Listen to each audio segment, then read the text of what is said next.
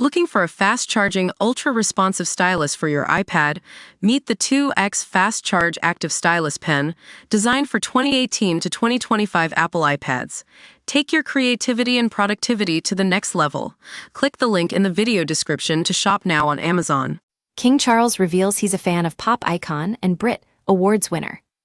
To view this video, please enable JavaScript and consider upgrading to a web browser that supports HTML5.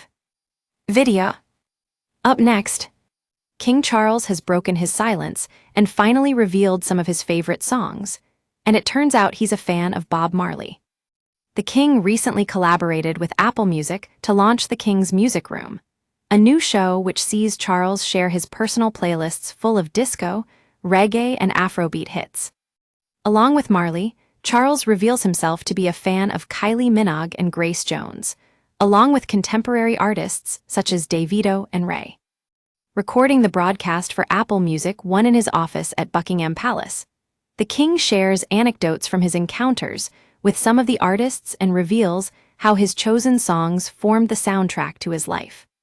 Charles opens up about the impact music has had on him, from its capacity to spark happy memories, comfort in times of sadness, and bring joy.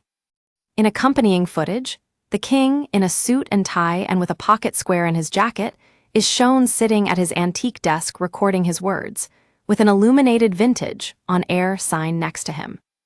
An image of his empty desk next to the window in the Grand Room also reveals a wide collection of ornaments, including a magnifying glass with a floral handle, ornate scissors, and a letter opener in the shape of a bird, a number of red pens, and an upright cushion on his chair to support his back.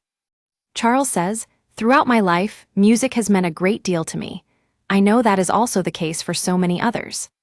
It has that remarkable ability to bring happy memories flooding back from the deepest recesses of our memory, to comfort us in times of sadness, and to take us to distant places.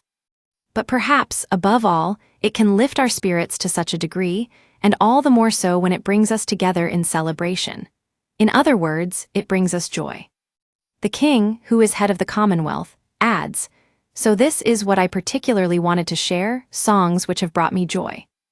This seemed such an interesting and innovative way to celebrate this year's Commonwealth Day. He tells his audience, "Thank you for listening. I wish you all every possible blessing." The show, which Apple says also reveals Charles is a fan of 1930s crooners, was recorded to mark this year's Commonwealth Day, which falls on Monday.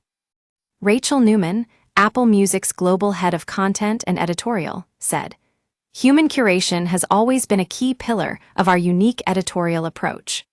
Apple Music Radio is where culture is happening worldwide, and we are honored that King Charles III chose to share his personal playlist with us, and with music fans around the world."